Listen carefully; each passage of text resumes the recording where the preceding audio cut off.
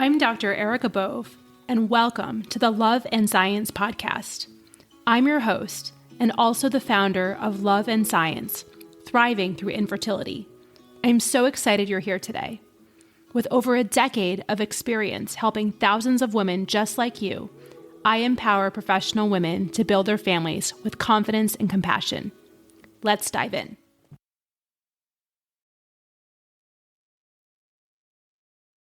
Hello, my loves, and welcome back to the Love and Science podcast. Today, I wanted to take a little bit of a different approach and talk about our support groups. I have been a fan of support groups since I was a freshman in college, actually, when I discovered a support group, which actually kept me in college. I think I've shared with many of you that I was a competitive runner and basically realized that I had an eating disorder in college that was going to make me leave college unless I did something about it. And fortunately, there was a spiritually based support group on the campus of Notre Dame. I was fortunate enough to go to stay in college and then to become a group leader. And, at that time, I also connected with one of my favorite professors, my second year of college. And he also led a support group for divorced and widows. As an aside, he's 89 now. I was able to visit him a couple of weeks ago at my reunion. It was amazing. But even back then, I remember he told me, he said, Erica, it's the group that does the healing. And he led over 1,000 support groups for divorced and widowed people. He actually met his wife of over 30 years that way, actually. And, I really do think there is so much about groups and healing that no matter how much one-on-one coaching we can do, things only get better because we reduce isolation and we heal together in community. So I wanted to share my top 7 reasons why the groups are truly amazing. And also just sort of talk about some real life examples of, maybe some hesitations or some ways that people think about groups that I wanted to maybe clear up some misconceptions. So let's dive in. The first reason why the Love and Science support group is absolutely amazing is because people no longer feel isolated in their fertility journeys. The isolation truly ends. When I meet with people for consult calls or people text me from the Facebook group, or I see my physician colleagues in the hallway of where I work, and I obviously take care of them too sometimes, they tell me that the isolation is truly the worst part, that nobody truly understands, that their partner just doesn't get it. They don't see them, and they truly feel alone in the process. And that's very, very painful, right? And, countering that with pregnant people left and right in the grocery stores, in the churches, in your clinic, for God's sakes, the baby announcements just never stop coming.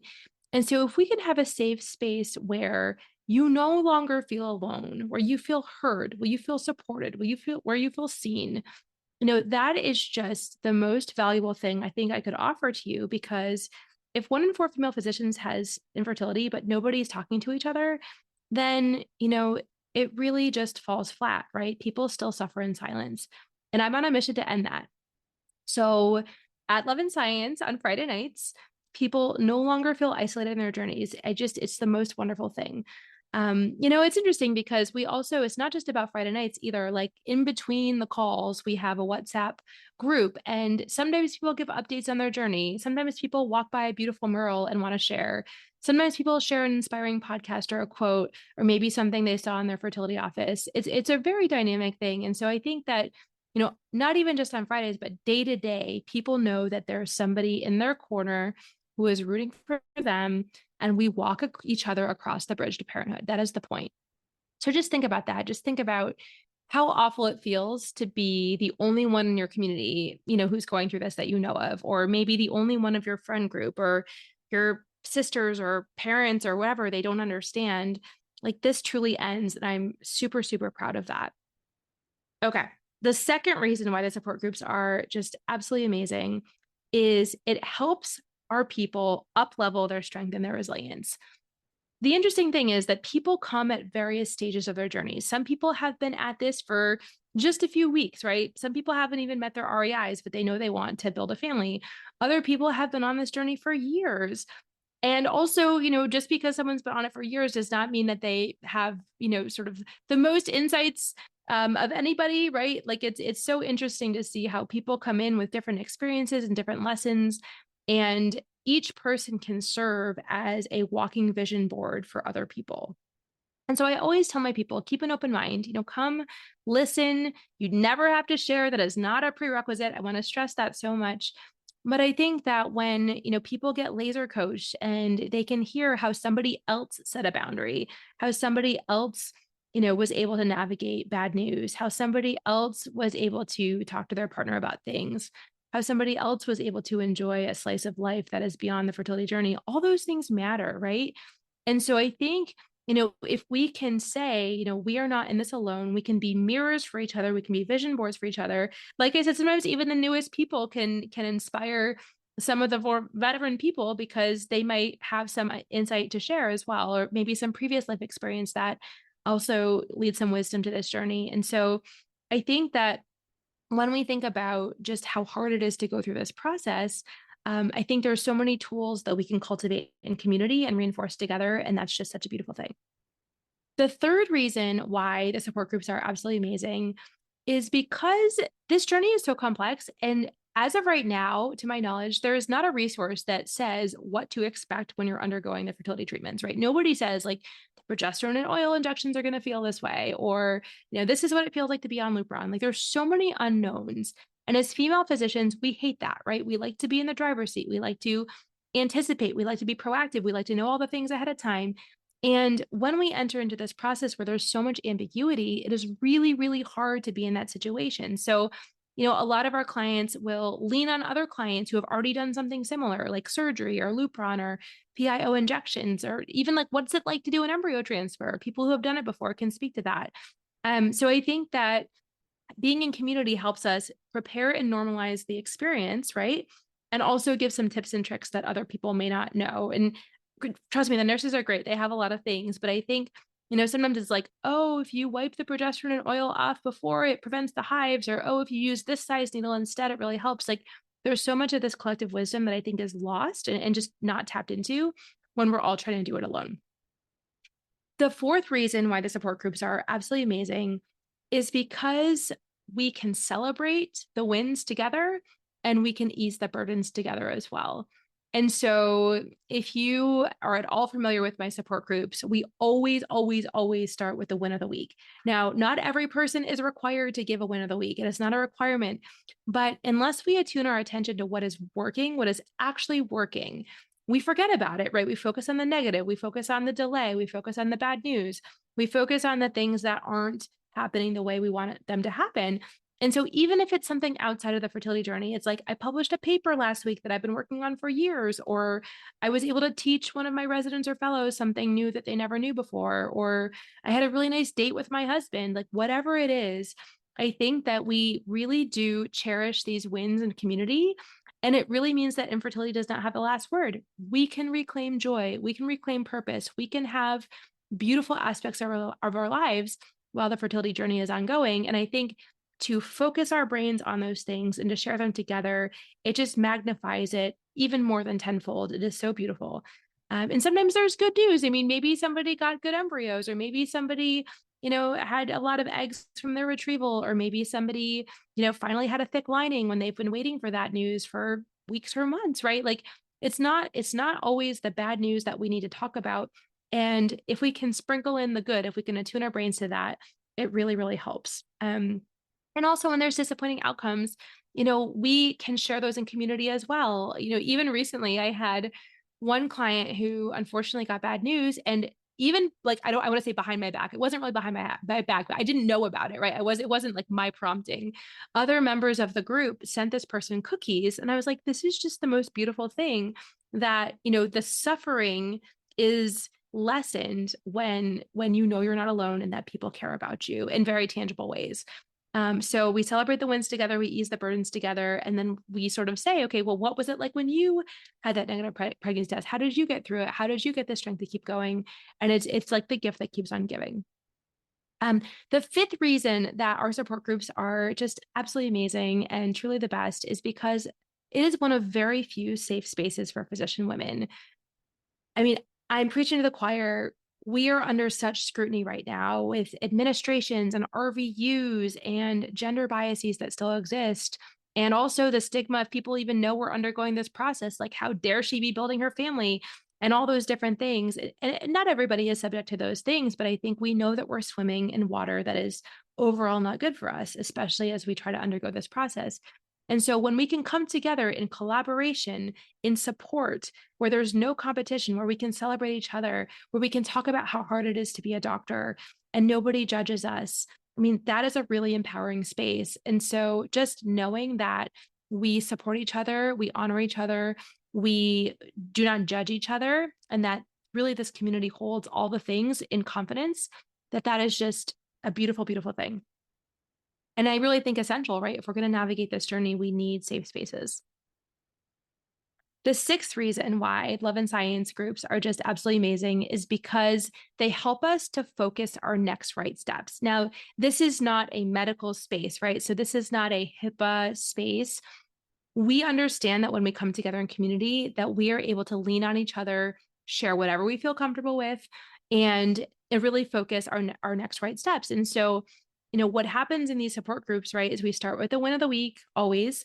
Not everybody has to speak, but we always focus our collective attention there. And then we go into what's hard. I usually tune into my intuition to figure out like what the theme of the week is. Sometimes I have F Fridays because there's so much bad news that clusters. The point is always to take back our agency. So we don't just leave it at that. We figure out how to empower ourselves and each other.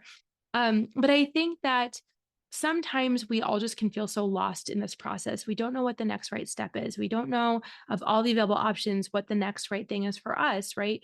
Do we do another IVF cycle with our own eggs? Do we maybe transfer a less than optimal quality embryo because it's in the freezer? Do we think about donor eggs? Like, do we need a gestational carrier? All these questions swirl around. And so what we do in the support groups is we talk about what's hard, we talk about where we're stuck, and we commit to what I call the next right thing.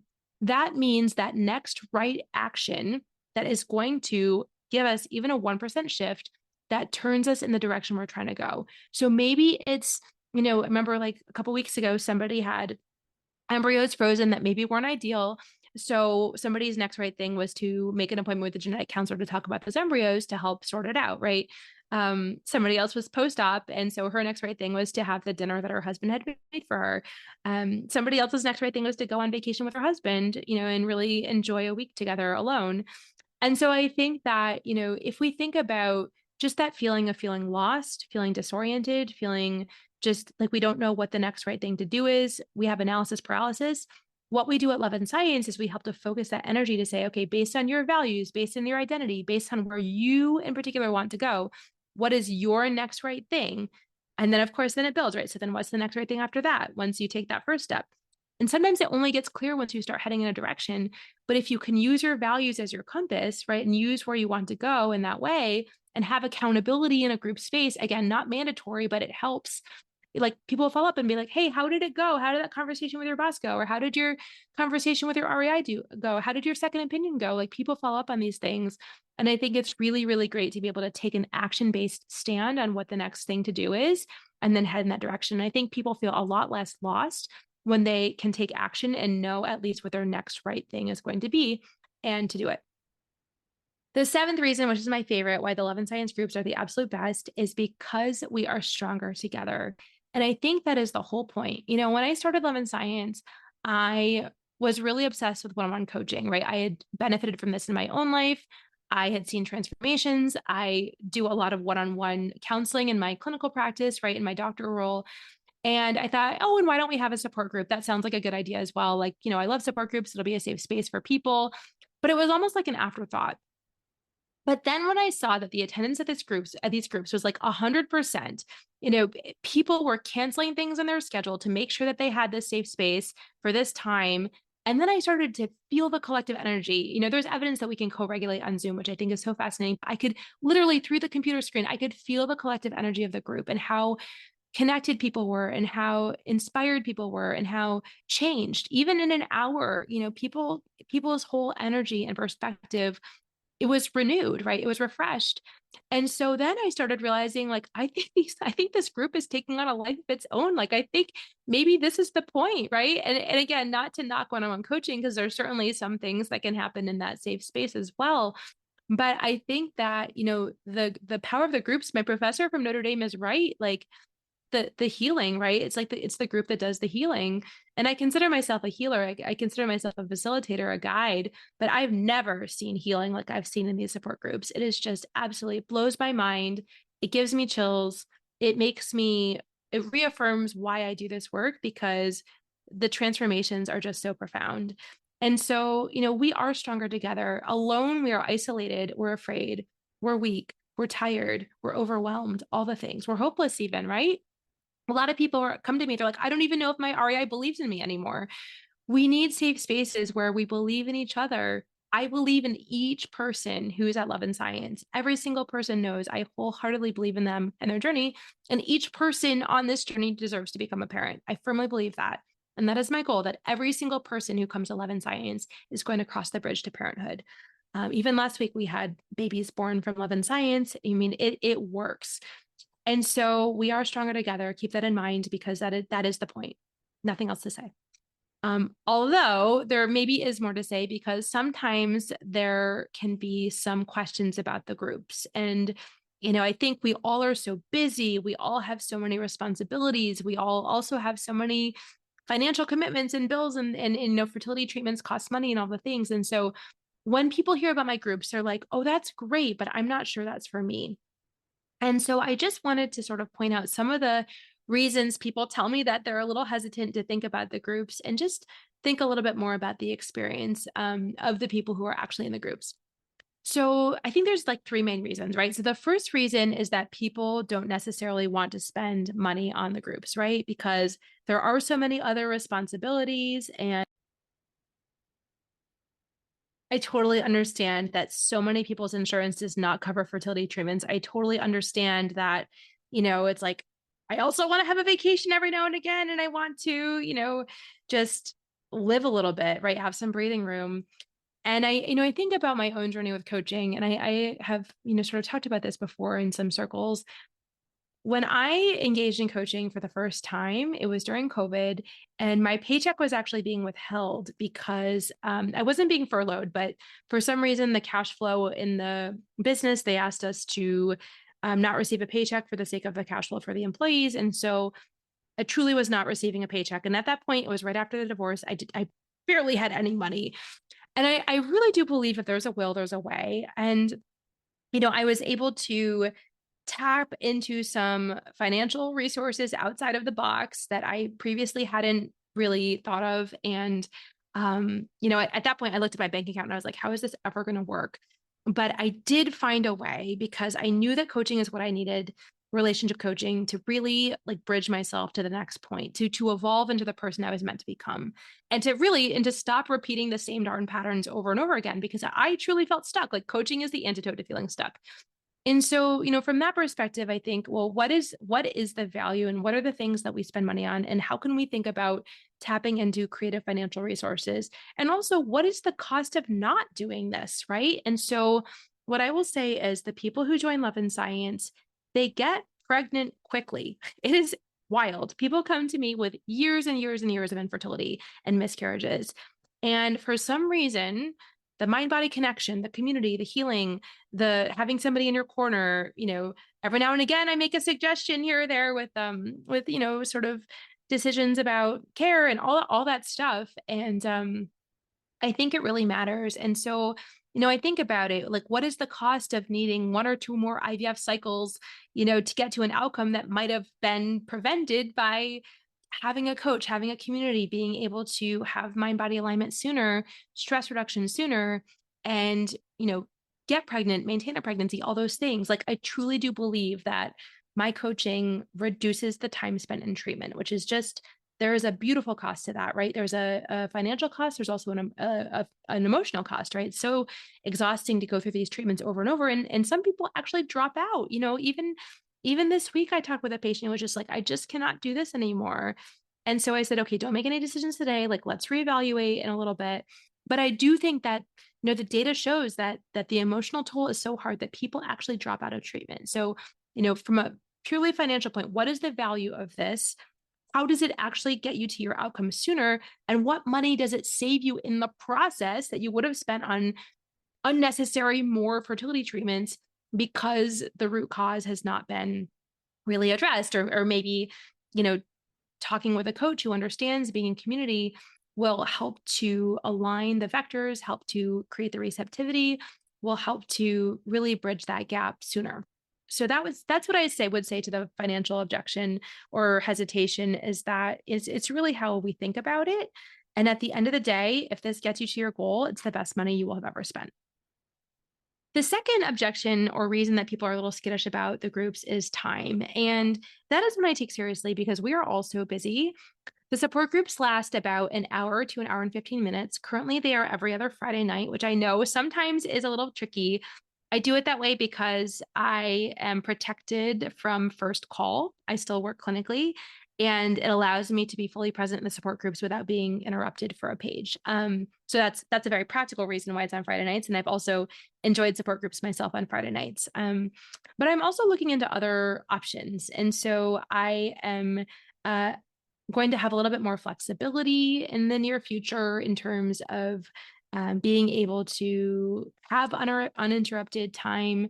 And, I think that having more time slots for support groups, listening to my people, listening to when is a good time for you, and also thinking, okay, well, when can I invest an hour every other week? Like that to me is sacred time.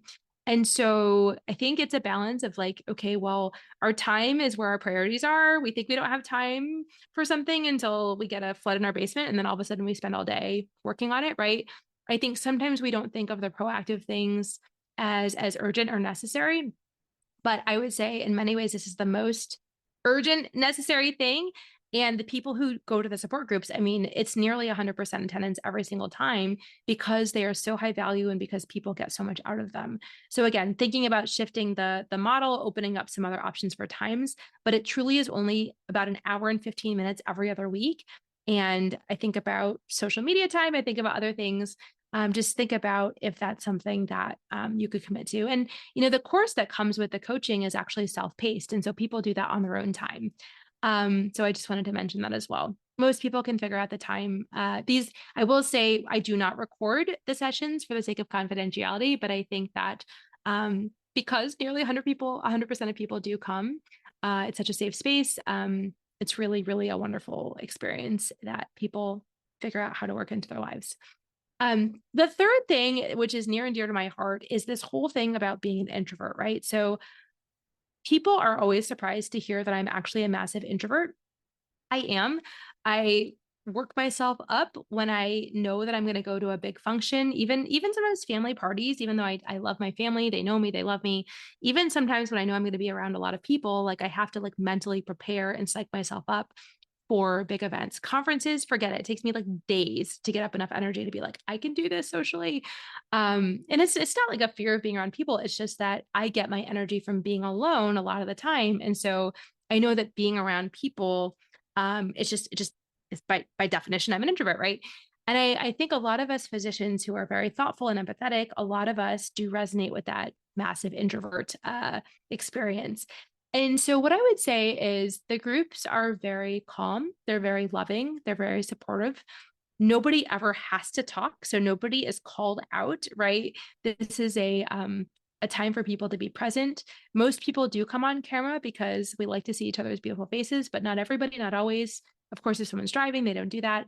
But you do not have to be a massive extrovert to get value from the groups. Like I said before, you can listen to the coaching that happens. Sometimes we do laser coaching and learn so much from hearing somebody else be coached and hear their process in getting unstuck, right?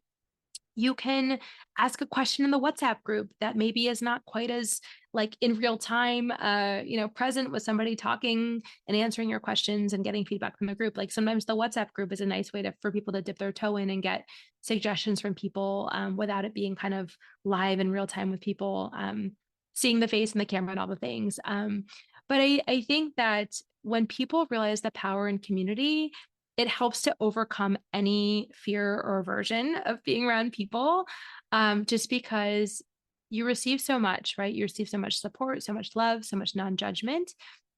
I also am in other coaching groups myself, where, it's interesting. Like sometimes I don't think of myself as a vision board, but then people, after they hear me ask a question or share a win or something like that, they're like, oh, you're so inspiring. Like you give me permission to do XYZ, or I'm doing this in my own practice because of what you're doing. Like, I think we underestimate how we can also be inspiring for other people. And so that is something that I am leaning into as an introvert. And I would just invite you to consider, like, just because I'm an introvert, does that mean that the groups are not for me? What could I learn? What could I glean? What could I receive from being part of something like this? And I think it's like 100x, right? It's like 100x whatever the investment is to feel loved and held and supported and free and walked across the bridge to parenthood at the same time. So Introverts Unite, we are a wonderful group. And yes, we do have some extroverts as well, but I think the introverts really do find a home at Love and Science. So with that, I will say I am obsessed with these groups. I have been honored and humbled and inspired by the transformations that have happened in the last year and a half that we've been doing these groups. It's just to see people sign in from wherever they are in the world. Maybe they leave a dinner party and people do not even have to come on time. That's another misconception. It's just because they start at 7 p.m. Eastern does not mean that if you're, seeing a patient or have another commitment or something, like, people sometimes roll in when they can, and that's okay too. I always say, we'd love to see you for, 20 minutes rather than no minutes. And so it's a very inviting, wonderful group. It is empowering. It normalizes the experience. It is inspiring. It helps people find their strength. And it also helps people focus on what their next steps might be. So it is my expression of love. It is my gift to you. And I invite you wholeheartedly to think about if the Love and Science support group is something that you could benefit from. I truly think every person on this journey could benefit from such a safe, beautiful space. But if you have questions about it, please do DM me, please do write, because I do not want to keep this a secret any longer. I want everybody to know, and I want to extend the invitation so that we can continue to support each other and to bridge as many people as possible in the most beautiful way across the bridge to parenthood. I love you. Until the next time. Bye.